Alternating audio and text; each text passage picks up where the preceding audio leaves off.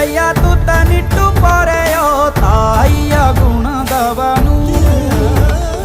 ಕತಿಯ ಗುಡಲು ತನ್ನ ಮುಗುಡು ನಗುವನು, ಲಾಲಿಸಿ ಉಣಿಸುವನು. ಗೀತೆ ಬೋಧಿಸಿದ ಕೃಷ್ಣ ಇವನೇನೋವ, ಬಲ ಭೀಮನಿಗೂ ಬೆವರಿಳಿಸಿ ತೊಡೆ ತಟ್ಟುವ. ಹೆತ್ತವರ ರೀತಿ ಕನ್ಯಾದಾನ, ಕುಂತಲ್ಲಿಯೇ ಇವಾಗೆ ಸಿಂಹಾಸನ.